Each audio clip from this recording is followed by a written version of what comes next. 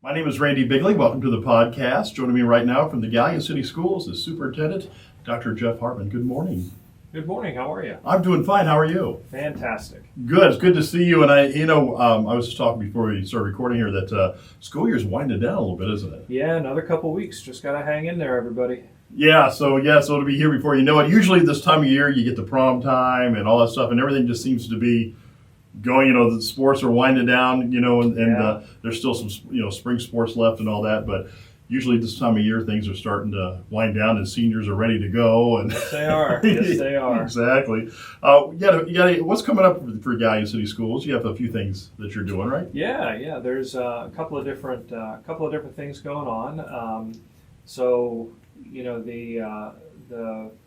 The thing that we've been having a conversation about is open enrollment. So our open enrollment is available now for anybody who wants to enroll with Galion City Schools. We'd love to invite them in to see kind of the cool things that are going on in our district. We spent a lot of time this year investing in building better relationships between our students and our teachers. We had 2 days of training through the Restorative Practices Institute. We brought them out from Pennsylvania just to help build a better sense of community in our classrooms for our kids so that everybody can have a positive experience when they go to school. Some of the other things that we've done this year, we've been meeting with a group of students, administrators, board members to have a conversation about our campus wear program, which is essentially a pretty rigid dress code. And about 15 years ago, it was put in place for a pretty good reason. At the time, there was a lot of bullying based on what it is that students wore. And if I remember back to where I was 15 years ago, that was the case. And so this was a policy that was put in place to try to help resolve that. But we're 15 years later, and the committee kind of wisely chose that it's a time to pivot. And so we've put a revised set of guidelines in place that will take place next year that kind of step away from a lot of that rigidity and more into, we want students to wear appropriate clothing to school, but we want our focus to be on learning and more about what's happening in our classroom between our teachers and our students. We want students to feel comfortable and accepted when they come into our environment. So those guidelines will be posted toward the end of the year, and they'll be put in place for next school year. So, that's some of the stuff we're doing. And then for next school year, we have kind of a really innovative program that's going to be affiliated with the Civil Air Patrol. Okay. So if you or your listeners haven't heard of Civil Air Patrol, that's okay. It's often called America's Best Kept Secret. But CAP has been around since 1941. It was chartered 6 days before Pearl Harbor.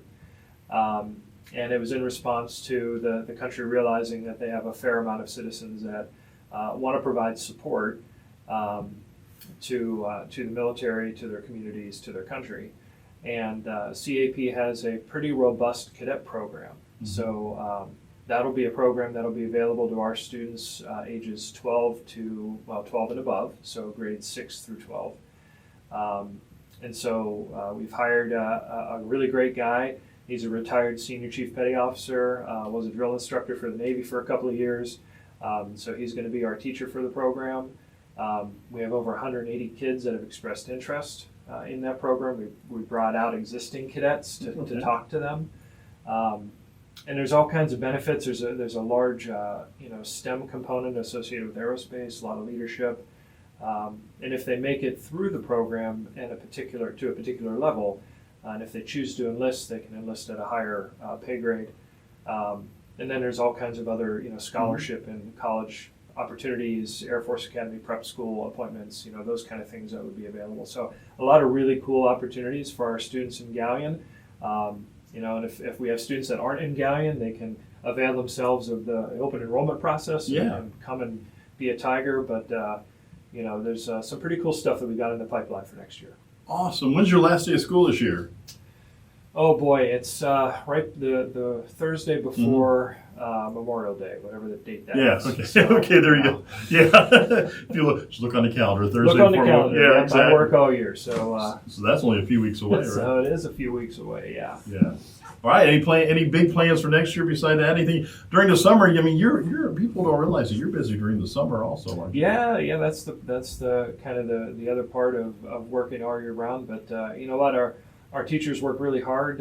You know, I think sometimes they think, you know, the general public thinks that our teachers just kind of like, you know, just completely separate and Right. have nothing to do with school. But you know what really happens is, you know, they're taking classes during the summer, you know, that they don't have time for during the year, or you know, they're revamping what their curriculum or their lesson plans are. When I was a teacher, it was every day I was going into work, you know, and I was thinking about, okay, what am I doing for, you know, the first couple of weeks of school? How can I retool the next couple of weeks after that? You know, for as much as teachers separate themselves physically from the school, they're never really done thinking about school. Right. You know, Yeah. so, but yeah, I mean, so we have a team that works all year, getting our schools and our processes ready for all of our kids and teachers, so we can hit the ground running when we get back. Awesome. I tell you, having a wife that's a teacher, I know that you don't separate yourself during the summertime. She's No. always got thinking about something, or something about her classroom, or something she can do for the next year, or whatever. There's always some kind of planning going on. Absolutely. Plus, she's taking classes this year, so yeah. So I know how that goes. So they don't just get a summer vacation. You know, it's still a busy time, even though they're maybe physically not in the building. Right. They're doing work. They're emotionally and spiritually still connected. Right. So Jeff, is there any way, like, if they want more information about Galion City Schools, do you have a website or social I would media? say, just go to Galion Schools, go to GalionSchools.org and you know, check us out and see what's going on, because you know, there's, you know, we're on the rise. There's some pretty cool stuff that's going on. We've made some pretty significant investments in our teachers. You know, when teachers get better, kids get better. Yeah. That's just kind of how it goes. So, you know, we got a lot of really smart folks that are working really hard, and I'm really excited to see where we're at this time next year. All right, this is your first year in, right? Almost. Yeah. I survived. I mean, You did. I don't have any hair, but it's okay. It's all right. Hey, it happens to the best of us, you know. But no, we're thankful that you're over there at Galion City Schools, and thank you so much, Dr. Hartman, for coming in today.